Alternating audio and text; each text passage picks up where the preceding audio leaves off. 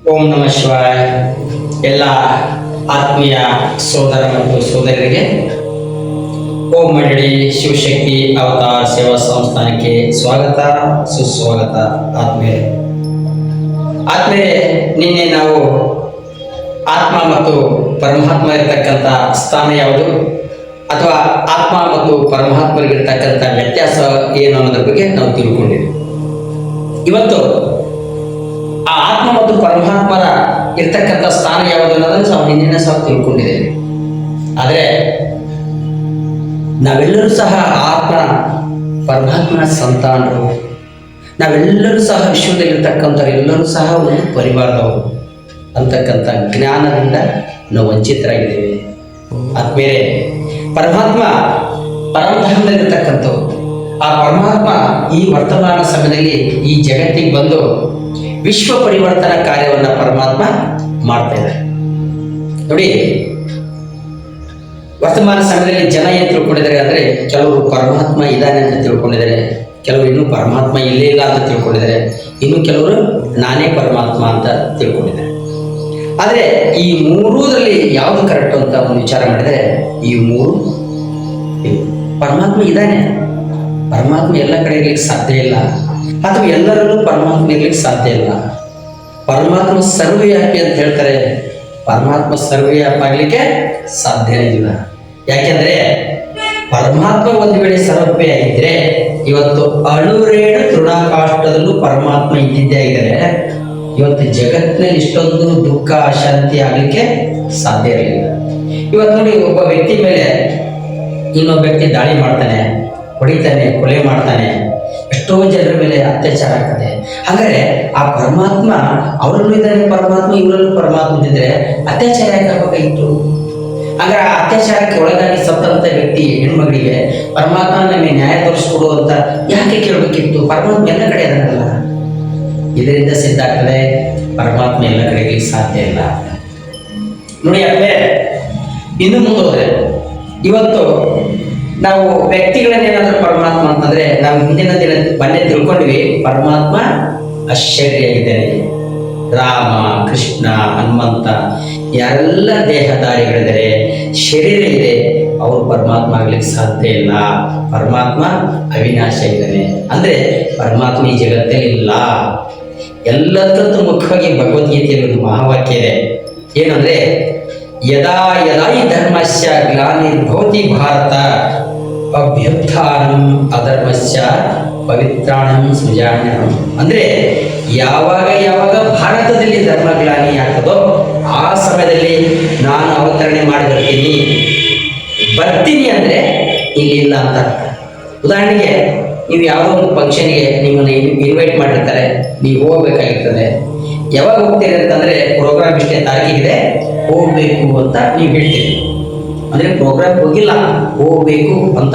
ಹಾಗೆ ಯಾವಾಗ ಯಾವಾಗ ಭಾರತದಲ್ಲಿ ಧರ್ಮಗ್ಲಾನಿ ಆಗ್ತದೆ ಅವಾಗ ನಾನು ಬರ್ತೀನಿ ಅಂತಕ್ಕಂಥದ್ದು. ಅಂದ್ರೆ ವರ್ತಮಾನ ಸಮಯದಲ್ಲಿ ಆ ಧರ್ಮಗ್ಲಾನಿ ಸಮಯ ಆಗ್ತಾ ಇದೆ. ಧರ್ಮಗ್ಲಾನಿ ಅಂದ್ರೆ ಏನು? ನಾನು ಯಾರು ಅನ್ನೋದು ಗೊತ್ತಿಲ್ಲ, ಎಲ್ಲಿದ್ದೇ ಗೊತ್ತಿಲ್ಲ, ನಾವೆಲ್ಲರೂ ಒಂದು ಪರಿವಾರ ಅನ್ನೋದು ಗೊತ್ತಿಲ್ಲ, ಪರಮಾತ್ಮ ಸಂತಾನ ಗೊತ್ತಿಲ್ಲ, ನನ್ನ ಜಾತಿ, ನನ್ನ ಧರ್ಮ, ನನ್ನ ಮತ, ಇದೇ ಜಾತಿ ಮತ ಪಂಥದಲ್ಲಿ ಎಲ್ಲರೂ ಸಹ ಹೊಡೆದಾಡ್ತಾ ಇದ್ದಾರೆ. ಧರ್ಮಗ್ಲಾನಿಯಾಗಿದೆ. ನಮ್ಮ ಧರ್ಮವನ್ನು ರಕ್ಷಣೆ ಮಾಡಿಕೊಳ್ತಕ್ಕಂಥ ಶಕ್ತಿ ನಮ್ಮಲ್ಲಿ ಇಲ್ದಂಗಾಗ್ಬಿಟ್ಟಿದೆ. ಅದಕ್ಕೋಸ್ಕರ ಪರಮಾತ್ಮ ವರ್ತಮಾನ ಸಮಯದಲ್ಲಿ ಬಂದು ಅನೇಕ ಧರ್ಮಗಳನ್ನು ವಿನಾಶ ಮಾಡಿ ಒಂದೇ ಒಂದು ಸತ್ಯವಾದಂತಹ ಧರ್ಮವನ್ನು ಸ್ಥಾಪನೆ ಮಾಡ್ತೀನಿ ಅಂತಕ್ಕಂಥ ಒಂದು ಮಹಾವಾಕ್ಯ ಭಗವದ್ಗೀತೆಯಲ್ಲಿದೆ. ನೋಡಿ, ಇವತ್ತು ಯಾರಾದರೂ ಗುರುಗಳು, ಮುನಿಗಳು, ಋಷಿ ಮುನಿಗಳು ಯಾರು ಪರಮಾತ್ಮ ಅಂತ ತಿಳ್ಕೊಂಡ್ರೆ ಅವ್ರು ಇವತ್ತಿರ್ತಾರೆ, ನಾಳೆ ಸಾಯ್ತಾರೆ. ಇವತ್ತು ಅವ್ರಿಗೆ ನಾವೆಲ್ಲ ದೊಡ್ಡವರು ಬೇಡಿಕೆ ಅಂತಿರ್ತೀವಿ. ನಾಳೆ ಇದ್ದಕ್ಕಿದ್ದಂಗೆ ನಾವು ಏನಾರ ಅಕಸ್ಮಾತ್ರ ಸತ್ತು ಬಿಟ್ರೆ ಅಲ್ಲಿ ಪರಮಾತ್ಮ ಸತ್ತಾಗಿರುತ್ತೆ. ಪರಮಾತ್ಮ ಅವಿನಾಶಿ. ಪರಮಾತ್ಮನಿಗೂ ನಮ್ಮ ಹಾಗೆ ಹುಟ್ಟು ಸಾವು ಐತೆ ಅಂದ್ರೆ ನಾವ್ಯಾಕೆ ಅವ್ರಿಗೆ ಪರಮಾತ್ಮ ಅಂತ ಹೇಳ್ಬೇಕು? ಮತ್ತು ನಾವ್ಯಾಕೆ ಪರಮಾತ್ಮನಿಗೂ ಕೂಡ ದುಃಖ ಶಕ್ತಿ ಆಗ್ತದೆ, ನಾವ್ಯಾಕೆ ಹೋಗಿ ಹೇಳ್ಬೇಕು ಪರಮಾತ್ಮ ಅಂತ ದೇವಸ್ಥಾನಕ್ಕೆ ಹೋಗಿ? ಇದರಿಂದ ಏನು ಸಿದ್ಧ ಆಗ್ತದೆ ಅಂದರೆ ಪರಮಾತ್ಮ ಎಲ್ಲ ಕಡೆ ಇರಲಿಕ್ಕೆ ಸಾಧ್ಯ ಇಲ್ಲ. ನೋಡಿ, ಒಂದು ಬೆಂಕಿ ಇದೆ. ಒಂದು ಬೆಂಕಿ, ಆ ಬೆಂಕಿಯಲ್ಲಿ ನೀವು ಒಂದು ಕಡೆದು ಕಬ್ಬಣ ಇಟ್ಟಿರ್ತೀರಿ. ಆ ಕಬ್ಬಣ ಒಂದು ಕಡೆ ಬಿಸಿ ಆದರೆ ಇನ್ನೇನು ಹೊರಗಡೆ ಇರ್ತದಲ್ಲ, ಬೆಂಕಿಯಿಂದ ಹೊರಗಡೆ, ಅದು ಕೂಡ ಬಿಸಿಯಾಗಿರ್ತದೆ. ಅದಕ್ಕೆ ಶಾಖ ಪ್ರಸಾರ ಅಂತ ಹೇಳ್ತಾರೆ. ಒಂದು ಕಡೆ ತುದಿಯಿಂದ ಇನ್ನೊಂದು ತುದಿಗೆ ಶಾಖ ಪ್ರಸಾರ ಆಗ್ತದೆ, ಮುಟ್ಟಿಸ್ಬಿಡ್ತಾರೆ. ಹಾಗೆ ನೋಡಿ, ಒಂದು ಹೂವಿದೆ, ಹೂವು ಎಲ್ಲೋ ದೂರದಲ್ಲಿದೆ, ಗಿಡ ಇದೆ. ಆ ಹೂವಿನ ಗಿಡ ಆ ಸುವಾಸನೆಯಿಂದ ನಮ್ಗೆ ಗೊತ್ತಾಗ್ತದೆ ಇಲ್ಲಿ ಇಂಥ ಹೂವಿನ ಗಿಡ ಇದೆ ಅಂತಕ್ಕಂಥದ್ದು. ಅಂದಮೇಲೆ ಅದೇ ರೀತಿ ನೋಡಿ, ಮೊಬೈಲಲ್ಲಿ ನಾವು ಮಾತಾಡ್ತಿರ್ತೇವೆ. ಅವರೆಲ್ಲೋ ಅಮೇರಿಕದಲ್ಲಿ ಇರ್ತಾರೆ, ಇವರೆಲ್ಲೋ ಇಂಡಿಯಾದಲ್ಲಿ ಇರ್ತಾರೆ, ಅವ್ರು ಜರ್ಮನಿಯಲ್ಲಿ ಇರ್ತಾರೆ. ಪರಸ್ಪರ ನಾವೆಲ್ಲರೂ ಸಹ ಈ ನೆಟ್ವರ್ಕ್ ಮುಖಾಂತರ, ತರಂಗಗಳ ಮುಖಾಂತರ ನಾವು ಪರಸ್ಪರ ಭೇಟಿ ಆಗ್ತೇವೆ, ಮಾತಾಡ್ತೇವೆ, ವಿಡಿಯೋ ಕಾಲ್ ನೋಡ್ತೇವೆ ನಾವೆಲ್ಲರೂ ಅಲ್ವಾ. ಹಾಗೆ ಪರಮಾತ್ಮ ಒಂದು ವೇಳೆ ಏನಾದರೂ ಈ ಭೂಮಿ ಮೇಲೆ ಇದ್ದಿದ್ದಾಗಿದ್ರೆ ಇವತ್ತು ಆ ಗುಣಗಳು ಕಾಣಬೇಕಾಗಿತ್ತು. ಉದಾಹರಣೆಗೆ ಪರಮಾತ್ಮ ಶಾಂತಿ ಸಾಗರ ಆಗಿದ್ದಾನೆ, ಆನಂದ ಸಾಗರ ಆಗಿದ್ದಾನೆ, ದಯಾ ಸಾಗರ ಆಗಿದ್ದಾನೆ, ಕೃಪಾ ಸಾಗರ ಆಗಿದ್ದಾನೆ, ಪ್ರೇಮ ಸಾಗರ ಆಗಿದ್ದಾನೆ, ಪ್ರೀತಿಯ ಸಾಗರ ಆಗಿದ್ದಾನೆ ಅಲ್ವಾ. ಹಾಗಾದರೆ ಆ ಪರಮಾತ್ಮ ಒಂದು ವೇಳೆ ಇಲ್ಲೆಲ್ಲ ಭೂಮಿ ಮೇಲೆ ಇದ್ದಿದ್ದಾಗಿದ್ರೆ ಆ ಗುಣಗಳು ಕಾಣಬೇಕಾಗಿತ್ತಲ್ಲ ಪರಮಾತ್ಮಂದು. ಮತ್ತು ನಾವ್ಯಾಕೆ ಹೋಗಿ ದೇವಸ್ಥಾನಕ್ಕೆ ಹೋಗಿ ಬರ್ತೇವೆ? ಅದೇ ದೇವಸ್ಥಾನದ ಫೋಟೋ ನಮ್ಮ ಮನೆಗೆ ಇರ್ತದೆ. ಉದಾಹರಣೆಗೆ ಧರ್ಮಸ್ಥಳದ ಫೋಟೋ ಅಂತ ತಿಳ್ಕೊಳ್ಳೋಣ, ಅಥವಾ ತಿರುಪತಿ ತಿಮ್ಮಪ್ಪನ ಫೋಟೋ ನಮ್ಮ ಮನೇಲಿದೆ. ನಮ್ಮ ಮನೆಯಲ್ಲಿ ಫೋಟೋ ಇಟ್ಕೊಂಡಿದ್ಮೇಲೆ ನನ್ನಲ್ಲೇ ಪರಮಾತ್ಮ ಇದ್ದಿದ್ದಾಗಿದ್ರೆ ಮತ್ತೆ ನಾನೇ ಧರ್ಮಸ್ಥಳಕ್ಕೆ ಹೋಗ್ಬೇಕಾಗಿತ್ತು. ಆಮೇಲೆ ಹೋಗಿ ದೇವಸ್ಥಾನಕ್ಕೆ ಏನು ಹೇಳ್ತೀವಿ? ಅಪ್ಪ ನಮ್ಮ ತಂದೆ ನನಗೆ ಆರಾಮ ಮಾಡಪ್ಪ, ನನಗೆ ಸಂಸಾರ ಚೆನ್ನಾಗಿಡಪ್ಪ. ನೋಡಿ, ನಾವೇನು ಹೇಳ್ತೀವಿ? ಅಪ್ಪ ತಂದೆ ಅಂದರೆ ನಾನೇ ಬೇರೆ, ಪರಮಾತ್ಮನೇ ಬೇರೆ. ಅಪ್ಪ ತಂದೆ ಅಂದಾಗ ಅವನ ತಂದೆ ಮಕ್ಕಳ ಸಂಬಂಧ ಶಾರೀರಿಕ ಸಂಬಂಧ ಅಲ್ಲ, ಆತ್ಮಿಕ ಸಂಬಂಧ ಅಲ್ವಾ.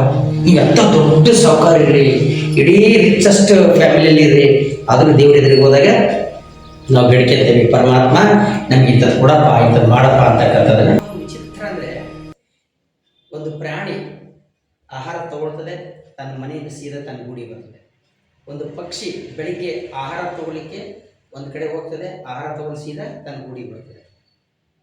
ನಾವು ದುಡಿಮೆಗೋಸ್ಕರ ಬೇರೆ ಕಡೆ ಹೋಗ್ತೇವೆ, ಮತ್ತೆ ದುಡಿಮೆ ಮಾಡ್ಕೊಂಡು ಸೀದಾ ನಮ್ಮ ಮನೆಗೆ ಬರ್ತೇವೆ. ಒಂದು ಇರುವೆ ಆಹಾರ ತಗೊಂಡು ಹುಡುಕ್ಲಿಕ್ಕೆ ಹೋಗ್ತದೆ, ಆಹಾರ ತಗೊಂಡು ಸೀದಾ ತನ್ನ ಗೂಡಿ ಬರ್ತದೆ. ಒಂದು ಹಾವು ತನ್ನ ಹುತ್ತ ಬಿಟ್ಟು ಹೊರಗಡೆ ಹೋಗ್ತದೆ, ಆಹಾರ ತಗೊಂಡು ಸೀದಾ ತನ್ನ ಹುತ್ತಕ್ಕೆ ಬರ್ತದೆ. ಪ್ರಕೃತಿ ಮೇಲಿರ್ತಕ್ಕಂಥ, ಈ ಭೂಮಿ ಮೇಲಿರ್ತಕ್ಕಂಥ ಪ್ರತಿಯೊಂದು ಸಕಲ ಜೀವಿಗಳಿಗೆ ಒಂದು ಮನೆ ಇದೆ ಅಂದಮೇಲೆ ಪರಮಾತ್ಮನಿಗೆ ಮನೆ ಇಲ್ವಾ? ಮನೆ ಇದೆ, ಆದರೆ ನಮಗೆ ಗೊತ್ತಾಗ್ತಾ ಇಲ್ಲ. ಅದು ಭಗವದ್ಗೀತೆಯಲ್ಲಿ ಇದೆ. ಯಾವುದು ಅಂದರೆ, ಯಾವ ಜಗತ್ತನ್ನ ಸೂರ್ಯ ಚಂದ್ರ ನಕ್ಷತ್ರಗಳು ಬೆಳಗುವುದಿಲ್ಲವೋ, ಯಾವ ಜಗತ್ತು ಸ್ವಪ್ರಕಾಶಮಾನಿಗೂ ಹೊಳಿತಾ ಇದೆಯೋ ಆ ಜಗತ್ತು ಪರಮಾತ್ಮ ಇರ್ತಕ್ಕಂಥ ಸ್ಥಾನ. ಆ ಜಗತ್ತು ಬೇರೆ ಯಾವುದಲ್ಲ, ಅದೇ ಈ ಪರಂಧಾಮ ಅಂತಕ್ಕಂಥದ್ದು ಆದ್ಮೇಲೆ. ಅದಕ್ಕೋಸ್ಕರವಾಗಿ ಪರಮಾತ್ಮ ಸರ್ವವ್ಯಾಪಿ ಅಲ್ಲ, ಪರಮಾತ್ಮ ಎಲ್ಲಿ ಬೇಕಲ್ಲಿ ಇಲ್ಲ, ಪರಮಾತ್ಮ ಪರಂಧಾಮನ ನಿವಾಸ ಇದೆ. ಒಂದು ಉದಾಹರಣೆ ಇವತ್ತು ಹೆಂಗಾಗಿದೆ ವರ್ತಮಾನ ಸಮಯದಲ್ಲಿ ಅಂದರೆ, ನೋಡಿ, ಕೆಲವರು ಒಬ್ಬ ಹುಟ್ಟುತ್ತಲೇ ಕೂಡ ಇದ್ದಾರೆ. ಆ ಹುಟ್ಟುತ್ತಲೇ ಕೂಡನ ಕೈಯಲ್ಲಿ ಒಂದು ಆನೆ ಕೊಟ್ಟು ಬಿಡ್ತಾರೆ, ಒಂದು ಆನೆ. ಆ ಒಬ್ಬ ಏನು ಮಾಡ್ತಾನೆ, ಅವನು ಕಾಲು ಹಿಡ್ಕೊಂತಾನೆ, ಇದು ಮರ ಇದ್ದಂಗಿದೆ, ಕಂಬ ಇದ್ದಂಗಿದೆ ಅಂತ ಹೇಳ್ತಾನೆ. ಓಕೆ. ಇನ್ನೊಬ್ಬರು ಏನು ಮಾಡ್ತಾರೆ, ಅದು ಕಿವಿ ಹಿಡ್ಕೊಳ್ತಾನೆ, ಇದು ಹಸ್ ಮಾಡ್ತಾರಲ್ಲ ಅಕ್ಕಿ ಜೋಳ, ಅದು ಮರ ಇದ್ದಂಗಿದೆ ಅಂತ. ಇನ್ನೊಬ್ಬನಾದ್ರೂ ಬಾಲ ಹಿಡ್ಕೊಳ್ತಾನೆ, ಅಯ್ಯೋ ಇದು ಹಗ್ಗ ಇದ್ದಂಗಿದೆ ಅಂತ ಹೇಳ್ತಾನೆ. ಇನ್ನೊಬ್ಬನಾದ್ರೂ ಸೊಳ್ಳೆ ಹಿಡ್ಕೊಳ್ತಾನೆ, ಹಾವು ಇದ್ದಂಗಿದೆ ಅಂತ ಹೇಳ್ತಾನೆ. ಇನ್ನೊಬ್ಬರಾದ್ರೂ ಪಟ್ಟಿ ಹಿಡ್ಕೊಳ್ತಾನೆ, ಇದು ಬಂಡೆಗಲ್ಲು ಇದ್ದಂಗಿದೆ ಅಂತ ಹೇಳ್ತಾನೆ. ಆದರೆ ಈ 5 ಜನ ಕುರುಡರು ತಿಳ್ಕೊಂಡಂಗೆ ಆನೆ ಇರ್ತದ? ಇಲ್ಲ, ಆನೆಯ ವಾಸ್ತವಿಕ ರೂಪನೇ ಬೇರೆ ಇರ್ತದೆ ಅಲ್ವಾ. ಆದರೆ ಇವ್ರು ಕುರುಡರು ಏನು ಮಾಡಿದ್ರು, ತಮ್ಗೆ ಹೆಂಗೆ ಬರ್ತದೋ ಆ ಹೊಟ್ಟೆ ಹಿಡ್ಕೊಂಡ್ರು, ಕಾಲು ಹಿಡ್ಕೊಂಡ್ರು, ಬಾಲ ಹಿಡ್ಕೊಂಡ್ರು, ಸೊಳ್ಳೆ ಹಿಡ್ಕೊಂಡ್ರು, ಕಿವಿ ಹಿಡ್ಕೊಂಡ್ರು, ತಮಗೆ ಹೆಂಗೆ ತಿಳಿತದೆ ಹಂಗೆ ಹೇಳ್ಬಿಟ್ರು. ಆದರೆ ಜಗತ್ತು ಆ ರೀತಿ ಇಲ್ಲ. ಇವ್ರು ಹೇಳ್ದಂಗೆ, ಈ ಕುರುಡರು ಹೇಳ್ದಂಗೆ ಜಗತ್ತು ಕೇಳಲ್ರಿ. ಇವತ್ತು ವರ್ತಮಾನ ಸಮಯದಲ್ಲೂ ಅದೇ ರೀತಿಯೆಲ್ಲ ಸ್ಥಿತಿ ಆಗಿದೆ. ಪರಮಾತ್ಮ ತಮ್ಗೆ ಹೆಂಗೆ ತಿಳಿತದೆ ಹಂಗೆ ಹೇಳ್ತಾರೆ, ಪರಮಾತ್ಮ ಹಂಗಿದ್ದಾನೆ, ಹಿಂಗಿದ್ದಾನೆ, ಎಲ್ಲದರಲ್ಲಿ ಇದ್ದಾನೆ ಅಂತ. ಆದರೆ ಕುರುಡರು ಇವತ್ತು ನಾವೇನಾದರೂ ಆ ಥರ ತಿಳ್ಕೊಳ್ತೇವೆ ಅಂದರೆ, 5 ಜನ ಕುರುಡ್ರದ್ದೇನು ಪರಿಸ್ಥಿತಿ ಅಲ್ಲ, ಅದರಲ್ಲಿ ನಾವೊಬ್ಬರು ಕುರುಡ್ರಿದ್ದೇವೆ ಅಂತ ತಿಳ್ಕೋಬೇಕು. ಆದರೆ ಪರಮಾತ್ಮ ಸರ್ವವ್ಯಾಪಿ ಅಲ್ಲ. ಪರಮಾತ್ಮ ಒಂದು ವೇಳೆ ಈ ಭೂಮಿ ಮೇಲೆ ಆಗಿದ್ರೆ ತನ್ನ ಎಲ್ಲ ಗುಣಗಳ ಶಾಂತಿ, ಆನಂದ, ಪ್ರೇಮ, ಪ್ರೀತಿ ಎಲ್ಲ ಗುಣಗಳು ಇವತ್ತು ಹರಡಬೇಕಾಗಿತ್ತು ಪರಮಾತ್ಮ. ನೋಡಿ, ಸೂರ್ಯ ಇದ್ದಾನೆ ಆಕಾಶದಲ್ಲಿ, ಅವನ ಪ್ರಕಾಶ ಇಡೀ ಎಲ್ಲ ಭೂಮಿಗೆ ಬೀಳ್ತದೆ ಅಲ್ವಾ. ಸೂರ್ಯ ಒಬ್ಬನೇ ಇದ್ದಾನಲ್ವಾ, ಹಂಗಂತ 2 ಸೂರ್ಯ ಅದಾರ. ಹಾಗೆ ಇವತ್ತು ಸ್ಥೂಲವಾಗಿರ್ತಕ್ಕಂಥ ಸೂರ್ಯನೇ ಇಡೀ ಜಗತ್ತಿಗೆ ಬೆಳಕು ಕೊಡ್ತಾ ಇದ್ದಾನೆ ಅಂದರೆ, ಹಾಗಾದ್ರೆ ಪರಮಾತ್ಮ ಜ್ಞಾನ ಸೂರ್ಯ, ಅವನು ಈ ಅಜ್ಞಾನದಲ್ಲಿರ್ತಕ್ಕಂಥ ನಮ್ಮೆಲ್ಲರಿಗೂ ಜ್ಞಾನ ಕೊಡಬೇಕಲ್ವಾ. ಇವತ್ತು ಎಲ್ಲಿದೆ ಜ್ಞಾನ ನಮ್ಮಲ್ಲಿ? ಹೇಳಿ ನೋಡೋಣ. ಲೌಕಿಕದ ಜ್ಞಾನ ಬೇಕಾದಷ್ಟು ಇರ್ಬೋದು, ಆದರೆ ನಮಗೆ ಆತ್ಮದ ಬಗ್ಗೆ, ಪರಮಾತ್ಮ ಬಗ್ಗೆ, ಸೃಷ್ಟಿಯ ಆದಿ ಮಧ್ಯ ಅಂತದ ಬಗ್ಗೆ ಜ್ಞಾನ ನಮ್ಮಲ್ಲಿದೆ. ಮೂರು ಲೋಕದ ಬಗ್ಗೆ ಇದೆನಾ, ಮೂರು ಕಾಲದ ಬಗ್ಗೆ ಇದೆ ನಮ್ಮಲ್ಲಿ ಜ್ಞಾನ ಇದೆನಾ? ಇಲ್ಲ. ನಾಳೆ ಏನಾಗ್ತದೆ ನಮಗೇನು ಸರಿಯಾಗಿ ಗೊತ್ತಾಗಲ್ಲ. ಆ ಈ ಜ್ಞಾನ ಕೇವಲ ಪರಮಾತ್ಮನಲ್ಲಿ ಮಾತ್ರ ಇದೆ. ಆದರೆ ಒಳ್ಳೆಯದು, ಇವತ್ತಿಗೆ ಈ ಒಂದು ಇದನ್ನು ಮುಗಿಸ್ತೇವೆ. ಈಗ ಮುಂದಿನ ದಿನಗಳಲ್ಲಿ ನಾವು ಇದ್ರ ಬಗ್ಗೆ ಇನ್ನೂ ಹೆಚ್ಚಿನ ವಿಷಯವನ್ನು ತಗೊಂಡು ಮುಂದಿನ ಸಂಚಿಕೆಯಲ್ಲಿ ಬರ್ತೇನೆ. ಅಲ್ಲಿವರೆಗೂ ಸಹ ನಿಮ್ಮೆಲ್ಲರಿಗೂ ಸಹ ಒಳ್ಳೆಯದಾಗಲಿ. ಪರಮಾತ್ಮ ಸದಾಕಾಲ ನಿಮ್ಮನ್ನೆಲ್ಲರಿಗೂ ಚೆನ್ನಾಗಿಟ್ಟಿರಲಿ. ನಮ್ಮದು ಒಂದು ನಿವೇದನೆ ಏನಂದರೆ, ನೀವು ಯಾರೆಲ್ಲ ಕೇಳ್ತಾ ಇದ್ದೀರಿ ಇದನ್ನು ದಯವಿಟ್ಟು ಎಲ್ಲರೂ ಸಹ ತಪ್ಪದೇ ಮಾಡಿ. ನಿಮ್ಮ ಮನೆಯಲ್ಲಿ ಬೆಳಗ್ಗೆ 10 ನಿಮಿಷ, ಸಾಯಂಕಾಲ 10 ನಿಮಿಷ ಓಂಕಾರವನ್ನು ಮಾಡಿ. ಯಾಕೆಂದರೆ ಈ ಓಂಕಾರವನ್ನು ಮಾಡೋದ್ರಿಂದ ಏನಾಗ್ತದೆ ಅಂತಂದರೆ, ಎಷ್ಟೋ ನಮಗೆ ಗೊತ್ತಿರತಕ್ಕಂಥ ಎನರ್ಜಿಗಳು ನಮ್ಮಲ್ಲಿ ಬರ್ತದೆ, ನೆಗೆಟಿವ್ ಎನರ್ಜಿ ದೂರ ಆಗ್ತದೆ. ಆದರೆ ನಮ್ಮ ಮನಸ್ಸಿನಲ್ಲೇ ನೆಗೆಟಿವ್ ಎನರ್ಜಿ ಇಟ್ಕೊಂಡು ಎಷ್ಟು ನಾವು ಮಾಡಿದರೂ ಎನರ್ಜಿ ಬರ್ತಾ ಇಲ್ಲ ಅಂದರೆ ಅದು ಅವ್ರ ವೀಕ್ನೆಸ್, ಅವ್ರ ದುರ್ಬಲತೆ ಆಗ್ತದೆ ವಿನ ಆ ರೀತಿ ಎಲ್ಲರಿಗೂ ಆಗಲ್ಲ ಅಂತಲ್ಲ. ಯಾಕೆಂದರೆ ಪ್ರಾಕ್ಟಿಕಲ್ ಎಷ್ಟೋ ಜನ ಮಾಡಿ ನೋಡಿದ್ದಾರೆ, ನಾನು ಸಹ ಮಾಡಿ ನೋಡಿದ್ದೀನಿ. ಎಷ್ಟೆಷ್ಟು ನಾನು ಓಂಕಾರ ಮಾಡ್ತಾ ಹೋಗ್ತೀನಿ, ಅಷ್ಟಷ್ಟು ನನ್ನಲ್ಲಿ ಎನರ್ಜಿ ಬರ್ತಾ ಹೋಗ್ತದೆ. ಅದು ಒಂದು ರೀತಿ ಲಾಭ ಅಲ್ಲ, ಸಾವಿರಾರು ರೀತಿ ಲಾಭ ಇದೆ. ಈ ಹಿಂದಿನ ಸಂಚಿಕೆಯಲ್ಲೂ ಸಹ ನಾನು ತಿಳಿಸ್ಕೊಟ್ಟಿದ್ದೀನಿ. ಮುಂದಿನ ದಿನಗಳಲ್ಲೂ ಸಹ ಇದ್ರ ಓಂಕಾರದ ಬಗ್ಗೆ ಇನ್ನೂ ಜಾಸ್ತಿ ಅಧ್ಯಯನ ಮಾಡಿ ಸೈಂಟಿಫಿಕ್ ಏನು ನಮ್ಮ ಮೇಲೆ ಆಗ್ತಾಯಿದೆ ಅನ್ನೋದನ್ನು ನಾವೆಲ್ಲರೂ ಸಹ ತಿಳ್ಕೊಳ್ಳೋಣ. ಒಳ್ಳೆಯದಾಗಲಿ. ನಂದು ಇನ್ನೊಂದು ರಿಕ್ವೆಸ್ಟ್ ಏನಂತಂದರೆ, ದಯವಿಟ್ಟು ನೀವೆಲ್ಲರೂ ಸಹ ಯಾರೆಲ್ಲ ನೋಡ್ತಾ ಇದ್ದೀರಿ ಇದನ್ನು ಸಬ್ಸ್ಕ್ರೈಬ್ ಮಾಡಿಕೊಡ್ರಿ ನಮ್ಮ ಚಾನಲನ್ನು, ಜೊತೆಗೆ ಶೇರ್ ಮಾಡಿರಿ. ನಿಮಗೆ ಚೆನ್ನಾಗಿ ಅನಿಸಿದರೆ ಲೈಕ್ ಮಾಡಿರಿ. ಯಾಕೆಂದರೆ ಇದೊಂದು ಅಭಿಯಾನ, ಪರಮಾತ್ಮನ ಅವತರಣೆಯ ಈ ಸತ್ಯ ಸಂದೇಶವನ್ನು ಎಲ್ಲರಿಗೂ ತಲುಪಿಸಬೇಕು ಅಂತಕ್ಕಂಥದ್ದೇ ನನ್ನ ಉದ್ದೇಶ. ಬಿಟ್ಟರೆ ಇನ್ನು ಬೇರೆ ಯಾವ ಉದ್ದೇಶವೂ ನಮಗಿಲ್ಲ. ಅದಕ್ಕೆ ನೀವೆಲ್ಲರೂ ಸಹ ಈ ಒಂದು ಕಾರ್ಯದಲ್ಲಿ ಸಹಯೋಗ ಕೊಡಿ. ಒಳ್ಳೆಯದಾಗಲಿ, ನಿಮ್ಮೆಲ್ಲರಿಗೂ ಸಹ ಒಳ್ಳೆಯದಾಗಲಿ. ಆ ಪರಮಾತ್ಮನನ್ನು ಪ್ರಾರ್ಥನೆ ಮಾಡ್ಕೊತೀನಿ. ಇವತ್ತಿಗೆ ಈ ಸಂಚಿಕೆಯನ್ನು ಸಮಾಪ್ತಿ ಮಾಡ್ತೀನಿ.